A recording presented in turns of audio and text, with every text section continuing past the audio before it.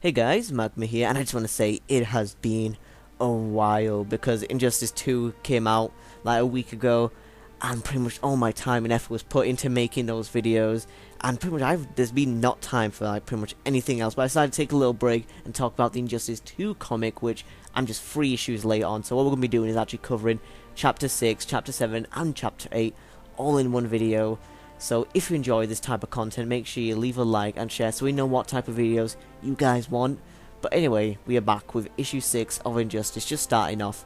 And this issue starts off where the last issue ended off, the last issue we covered, issue 5. And it's with Superman in the red cell and Batman. And we see the atom is in Superman's brain. And this was just like crazy with the last issue, where we pretty much was like, wait, what's happening? There's this evil Batman with the red eyes with his Suicide Squad breaking into the prison, and with Superman breaking out. Then there's this atoms reveal. She's like, what? And here we pretty much continue off of that with the atom with the kryptonite, and Superman is trying to get Bruce, but then the atom puts the kryptonite in Superman's brain, and Superman just crawls back into his cell. Actually, no, it's pretty much knocked out. She's like, boom, thud, onto the ground.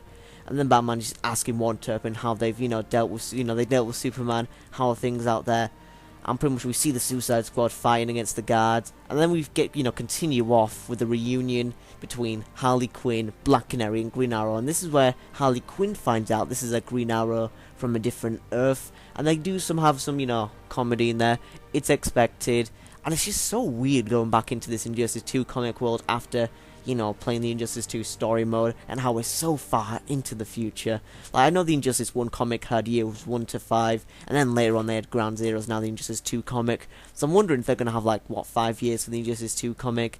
And oh boy, I'm very excited to see what's going to happen in the future of the Injustice 2 comic with all these questions. And I really love the writing. I just don't know how much I have to say this, but the characters, the way Tom Taylor writes the characters is just, ooh, I love him. I just, definitely the Injustice whole comic thing is, one of the best things happening out of DC Comics recently. And of course, it is, DC Rebirth is amazing. The Titans run, all of that is incredibly good, and I do recommend reading all of that.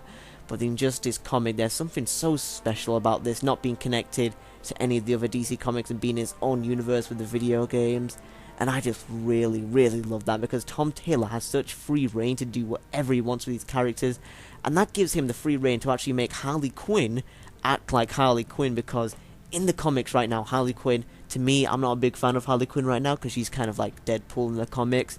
But here, I am really loving what Tom Taylor's doing with Harley Quinn, of what he has done with Harley Quinn, and is continuing to do in this Injustice 2 comic. And pretty much they do have some comedy there with Harley Quinn and the Green Arrow, and how Harley Quinn talks about the Quiver Cave. And this Oliver also likes the name The Quiver, which is a big nod to the first Injustice, Year 1, Volume 1. And pretty much, if you're wondering, I did read the first Injustice in trades. I didn't read them when they came out digitally, weekly, or, then when they started releasing them physically. But pretty much, I've actually read the first Injustice in trades, and now Injustice 2 where I'm starting to read them, pretty much digitally. Injustice Ground Zero has also read them digitally. But here we have the evil Batman with El Diablo, and pretty much he's telling Harley Quinn that he has to get back into the helicopter because they don't have time for this, and they actually have someone in charge. And then when Harley Quinn's like, wait, you're not the leader? Because then we all thought that the red, the evil Batman with the red eyes was the leader, because he just seemed like to be the leader, he has his government, but we know that he's actually not the leader. And we cut back to Damian Wayne's cells, and we know that this entire thing with his Suicide Squad was a diversion for Talia al Ghul and this mysterious woman who we figure out later on in this issue to be Damian's sister. Now this has a bunch of questions for me, is this, woman Bruce's daughter as well? Where does she belong? Who is she? I am just so confused, and I cannot wait for the answers to this. But we see Damian in his red cell, Tali is there, and they're breaking him out, because what we find out in the next issue is the guy in charge is actually Ra's al Ghul, or Ra's al Ghul. I prefer to say it Ra's al Ghul, but I know in Batman Begins, it's Ra's al Ghul, which has always been confusing to me. But pretty much, the League of Assassins are here, and they're, getting Damian out. And pretty much Damian sees Warden Turpin, and he doesn't want Warden Turpin to be hurt, because even though Damian is with the regime, he doesn't want to see innocent people get hurt. And this, Warden Turpin gets shot, and all these other guards die. And we do see a little bit of Batman coming into Damian, where he says there was like so many ways that they could have, capacitated them without killing them. And this does kind of remind me like his Batman talk, which is very interesting. But here we get the reveal that's actually his sister, Anastasia Al Ghul. I don't know if I'm pronouncing that right. But yeah, daughter of the Bat. Now, since she's saying daughter of the Bat, that's why I do presume that this is actually the daughter of Batman. But how does this all, how did it happen? And what's going to happen with Talia al Ghul? Because in the next issue, we come back with Harley and the Suicide Squad. Of course, Deadshot's pretty mad at Harley, as Harley Quinn did, pretty much have knocked him out with the baseball bat. But here, the evil Batman gets Harley to the leader, and that is indeed Ra's al Ghul, the person in charge. And here we see like a bunch of people. Like I think we see Cheetah in the back. We see Anastasia Al Ghul. We see Damian Wayne as Nightwing. We see Talia al Ghul. We see Poison Ivy. We see Vixen. And I'm trying to figure out who the person on the right on this panel is. I think it's Animal Man from what I've seen in the comments or something like what I've heard. Because I had to research this. But yeah, I think it's Animal Man from what I've heard on the internet. But yeah, pretty much Harley's here. And like Ra's al Ghul's talking about his normal talk about how humanity is a cancer. Normal Ra's al Ghul stuff. And he's doing this entire long monologue about how they need to save the Earth and how humans have been, spreading the world with pollution. Some, things like that, like how it's too late for the human race. Like for so many other creatures, then we see like a tiger or whatever. Like pretty much very Ra's al Ghul talk. But then Harley Quinn, of course, is just like, did you practice that speech in a mirror? Because, bro, how can you memorize all those lines? Like, you definitely know that he memorized all those lines. But yeah, Harley Quinn comes back with some of her humor, as to be expected. And then, Harley's questioning why, Poison Ivy's here. And she says, protects the green. Because Poison Ivy is like Swamp Thing. She's all about the green. And then Ra's al Ghul brings up Harley Quinn's daughter, Lizzie, and she was mentioned in the first chapter of the Injustice 2 comic, and she was first confirmed to be like, a thing in the Injustice 1 comic. It was like, I can't remember which year it was, but it's like when she was talking to Black Canary or Dinah, and that's when it was just like, wow. And we know that this daughter was with Joker, but Joker never knew about this daughter, and of course the Joker is now dead, and Harley Quinn is meeting her daughter Lizzie. And this was all just, like, wow, did not expect this in this issue. And of course, Harley, like, when you bring her daughter into this, she's just like, no, I ain't having any of this anymore. And then she pretty much headbutts Ra's al Ghul, and pretty much everyone's freaking out. And Poison Ivy has to cover Harley Quinn because everyone's ready to shoot Harley Quinn. Because when you bring Harley's daughter into it, she's quite unstable and just, let's say, crazy, unreasonable. And pretty much she just headbutts Ra's al Ghul, and that causes everyone to just shoot. And then Poison Ivy has to talk with Harley, reason for a bit. And, Batman's like, okay, I can just, explode her head right now because I have a brain implanted into her. But Ra's is just like, no, okay, not yet, because I did, handle this all wrong, which, of course, you don't mess with anyone's daughter. And Ra's is like, I understand this, because if that happened to my daughter, I'd understand, and I'd probably do the same thing. So pretty much Rachel's trying to explain it to in a different way. And Harley, we don't know if she's, accepting to this because it says to be continued, and then it continues into the next issue, or in issue 8. And I have to say, this is actually my favourite of the issues, like, of the 3 issues I've reviewed. Issue 6, I didn't feel like much happened in there. Issue 7 was interesting, but issue 8, oh man, did that give me the feels. Okay, the emotions in issue 8 was just heartbreaking to see everything like go in flashbacks, see characters that are dead in the Injustice universe now. Only one character that's dead, but pretty much a character that's dead, and see him back is all very sad. But yeah, I really did like the, writing in this issue and how everyone's dealt with and how we can really understand the characters more. And I feel like this Tom Taylor is just, again, doing great with this, and, writing he's got. And I would like him to see, like, write a script for, like, a DC movie sometime, because he's that good of a writer. But pretty much we see Connor Hawke, who we see, back again. We saw him previous issues. He wasn't in issue 6 or issue 5, I believe. He was in issue 4, and that was the last time we saw him.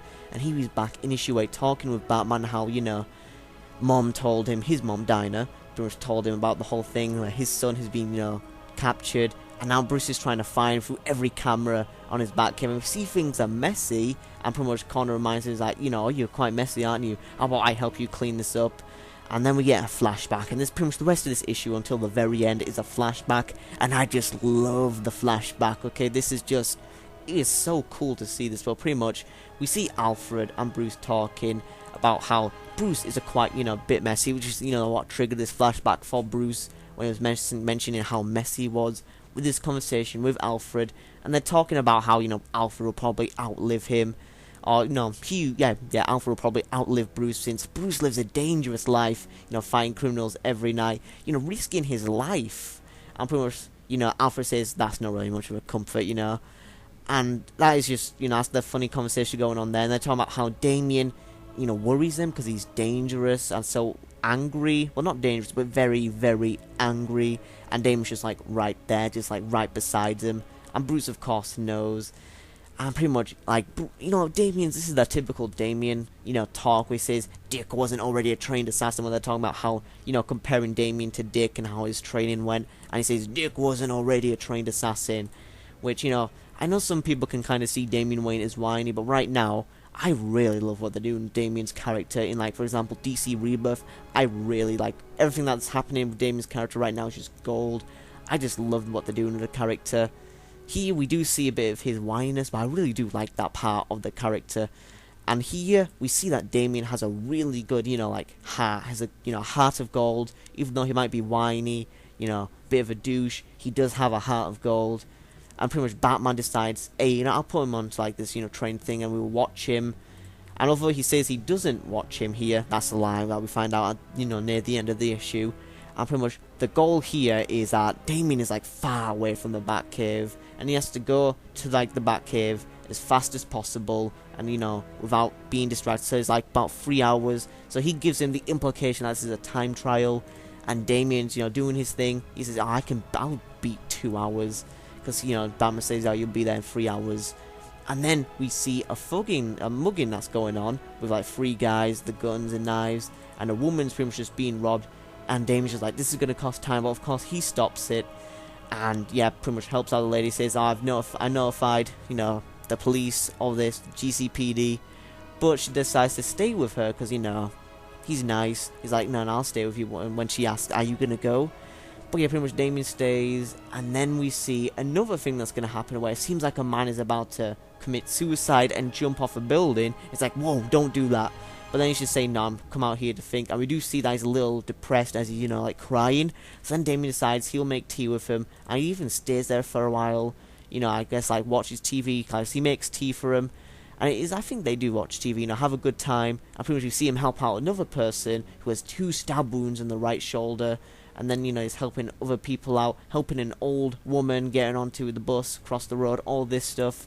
Now, people are constantly, giving him money, and he says, wow, we don't accept tips, and he gets this twice, and then he finally makes it back to the Batcave, and it took him 10 hours and 47 minutes, which, he thinks he fails, but then Bruce and Alfred reassures him that, we were watching, and we're very proud of you, but Bruce says you need to do your chores, so, he did imply that it was a time challenge, but we see that Bruce took 3 days to do it, and Damien took 10 hours, and, pretty much Bruce takes the $5 because, again, he watched him because he's Batman. He will always watch Damien.